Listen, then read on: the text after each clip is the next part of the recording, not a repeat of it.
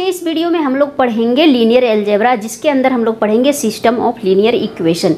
ये काफ़ी इंपॉर्टेंट है क्योंकि यहाँ से एक क्वेश्चन हमेशा गेट के एग्जाम में पूछा जाता है, चाहे वो कोई भी डिपार्टमेंट हो। जिनको लीनियर अलजेब्रा पढ़ना है यहाँ से क्वेश्चन पूछा जाता है। तो आज हम लोग समझेंगे कि इसमें से किस तरह से क्वेश्चन पूछा जाता है। इसमें इससे जो क्वेश्चन पूछा जाता है उसमें से लीनियर इक्वेशन दिया हुआ रहता है और क्वेश्चन रहता है system of equation has no solution, unique solution और मोर देन वन सॉल्यूशन और इन्फिनाइट नंबर ऑफ सॉल्यूशन। इस तरह से यहाँ पे क्वेश्चन पूछा जाता है। तो हम लोग जनरल से लेके चलेंगे और किसी पार्टिकुलर प्रॉब्लम को यहाँ पे सोल्व करेंगे। एक सिस्टम कंसीडर करेंगे जिसमें कितना नंबर ऑफ इक्वेशंस होगा, m नंबर ऑफ इक्वेशंस होगा। किस तरह से लेंगे, a11 x1 plus a12 x2 plus a13 x3 up to so on a11 n xn equal to k1। फिर उसी तरह से a21 x। यहाँ पे हम लोग कंसीडर किए हैं एक linear system of m linear equations. यहाँ पे कितना नंबर ऑफ लीनियर इक्वेशंस है, m number of linear equations m है। यहाँ पे m क्या है, number of linear equations, m number of linear equation. और अनोन जो है वो कितना है, नंबर ऑफ अनोन्स है n। यहाँ पे है x1 x2 f2 x है, क्या है वो अनोन्स है।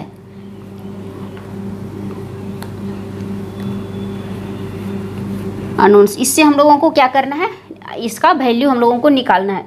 तो बेसिकली इसमें से हम लोगों को जो करना क्या होता है, यहाँ पे हम लोगों को करना क्या होता है, जो coefficient a1 a11 a12 a13 जो क्या है वो सब क्या है, कोफिशिएंट है। तो सबसे पहले हम लोगों को जो कोफिशिएंट है उसका एक मैट्रिक्स बनाना है, प्लस कोफिशिएंट और ये जो कांस्टेंट है उसको मिला के एक मैट्रिक्स बनाना है। दो मैट्रिक्स बनाना है। तो सबसे पहले हम लोग इसको क्या करेंगे, जो कोफिशिएंट है उसको a मानेंगे। तो a मेरा क्या हो जाएगा, a इक्वल टू एक मैट्रिक्स बनाएंगे a11 a12 अप टू जाएगा a1n एंड a21। जितना सारा कोफिशिएंट है हम लोग सबको ले लेंगे, अप टू आ जाएंगे am1 amn। ये एक मैट्रिक्स बना, इसको हम लोग a मानेंगे। एंड नंबर ऑफ अनोन्स जो है उसको हम लोग x, कैपिटल X या कुछ भी मान सकते हैं। तो नंबर ऑफ अनोन x मानेंगे हम लोग क्या, इस तरह से लिखेंगे x1 x2 up to xn। n number of unknowns है, इसे हम लोग मानेंगे। एंड इसको हम लोग जो मानेंगे वो मानेंगे b मेरा क्या है, हो जाएगा इस तरह से k1 k2 up to km। ये कांस्टेंट है। तो जो पूरा इक्वेशन जो मेरा आ गया वो किस फॉर्म में आ गया, पूरा इक्वेशन आ गया इस फॉर्म में ax equal to b। ax equal to b हो गया, ax इक्वल टू b हो गया, जहाँ a क्या है, कोफिशिएंट मैट्रिक्स है, b जो है कांस्टेंट है, x जो है नंबर ऑफ अनोन्स है। तो इस तरह से हम लोग सबसे पहले क्या करेंगे, मैट्रिक्स बनाएंगे। तो बेसिकली समझना क्या है, a जो मैट्रिक्स आया वो कोफिशिएंट को उससे बना हुआ मैट्रिक्स आया, उसे हम लोग कोफिशिएंट मैट्रिक्स बोलेंगे। वो क्या किस तरह से आया था, a11 a12 up to a1n a21 a2n, यहाँ से लेके चलेंगे amn, यहाँ पे हो जाएगा am1 से amn तक। ये मेरा जो था a था। अब एक नया मैट्रिक्स बनाएंगे, वो होगा ये a मैट्रिक्स था जो कोफिशिएंट मैट्रिक्स है, कोफिशिएंट मैट्रिक्स। अब एक है एगुमेंटेड मैट्रिक्स। एगुमेंटेड मैट्रिक्स क्या है, हम लोग बनाएंगे क्या, ये कोफिशिएंट और जो कांस्टेंट है उसको मिला के एक मैट्रिक्स बनाएंगे, उसे हम लोग बोलते हैं एगुमेंटेड मैट्रिक्स। यानी जो हम लोग इक्वेशन आया था ax इक्वल टू b, तो हम लोग a और b को क्या करेंगे, एक साथ मिला देंगे। ये इस तरह से, किस तरह से बनाएंगे, जो ये मैट्रिक्स है उसको तो हम लोग लिखेंगे ही a11 a12 up to a1n a21। अब बीच में हम लोग साइन देंगे, लिखेंगे k1 k2 up to km। इसको मिला के एक मैट्रिक्स बन गया। यहाँ पे हम लोगों को दो मैट्रिक्स मिल गया, एक कोफिशिएंट मैट्रिक्स जो सारा कोफिशिएंट था x1y1 x1 x2 x3 का, उसका मिलाकर एक मैट्रिक्स बनाए, और ये बन गया मेरा, इसको हम लोग बोलते हैं एगुमेंटेड मैट्रिक्स।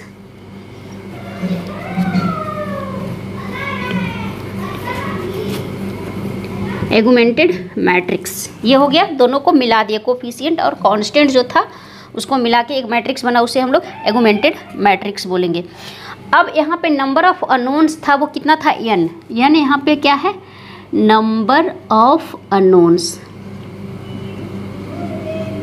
जिसका हम लोगों को वैल्यू x1 x2 x3 जो था वो नंबर ऑफ अननोन्स था। कौन कौन, x1 x2 एंड xn।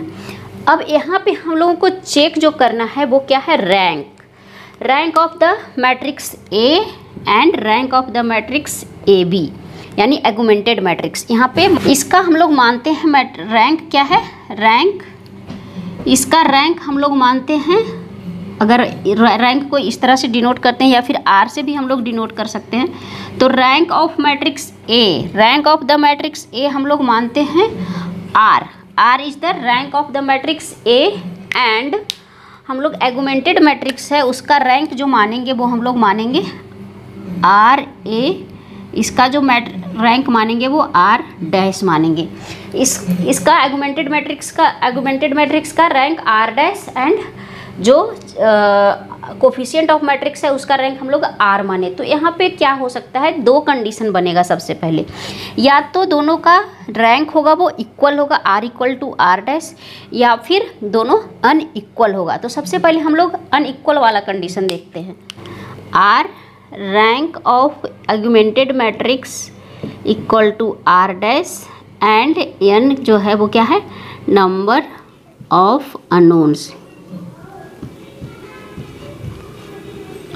हो गया।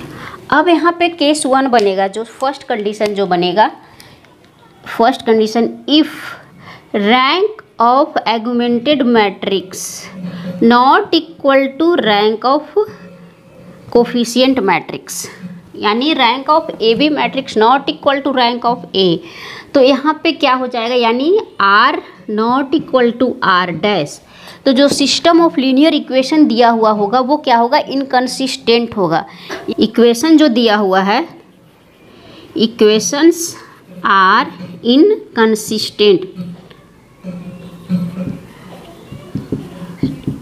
इनकंसिस्टेंट यानी कंसिस्टेंट नहीं होगा, इनकंसिस्टेंट होगा तो उसका कोई सॉल्यूशन नहीं होगा। That is there is no solution, कोई सॉल्यूशन नहीं होगा। इस कंडीशन में जब दोनों का रैंक इक्वल नहीं होगा तो इक्वेशन जो होगा वो इनकंसिस्टेंट होगा और उसका कोई सॉल्यूशन नहीं होगा। अब दूसरा जो केस आता है, अगर इफ R एगुमेंटेड मैट्रिक्स का rank equal to coefficient matrix का रैंक, यानी R इक्वल टू R' हुआ, तो यहाँ से दो कंडीशन बनेगा। अगर ये होगा तो सबसे पहले क्या होगा, इक्वेशंस आर कंसिस्टेंट। ये कंडीशन जब आ गया तो यहाँ पे क्या हो जाएगा, यहाँ पे तो इक्वेशंस आर इनकंसिस्टेंट था जब इक्वल नहीं था, अब जब इक्वल हो गया तो क्या हो जाएगा, equations are consistent. Equations are consistent है मतलब इसका सॉल्यूशन होगा। इनकंसिस्टेंट आ गया मतलब कोई सॉल्यूशन नहीं होगा, जब कंसिस्टेंट आया तब इसका सॉल्यूशन होगा। तो अब कितना सॉल्यूशन होगा यहाँ पे चेक करना है। यहाँ पे दो कंडीशंस आएगा। अगर इफ फर्स्ट इसमें एक केस में आएगा क्या, अगर R' equal to R' equal to R equal to n हो गया, यानी number of unknowns, rank of augmented matrix equal to rank of coefficient matrix equal to number of unknowns, जितना वैल्यू हम लोगों को निकालना है, अगर तीनों इक्वल हो गया दैट मीन्स यूनिक सॉल्यूशन, केवल और केवल एक सॉल्यूशन होगा। इट हैज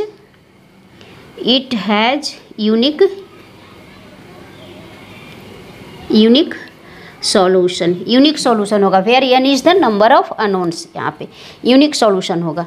अगर केस बी में क्या हो सकता है, अगर दोनों का रैंक इक्वल हो गया, पहले तो कंसिस्टेंट होने के लिए इक्वल होगा ही होगा, और ये लेस देन n हो गया, यानी नंबर ऑफ अननोन्स, यानी जितना वैल्यू हम लोगों को निकालना था x y z a b c, उससे दोनों का रैंक आ गया कम आ गया, यानी 3 का वैल्यू निकालना था, रैंक का आ गया 2।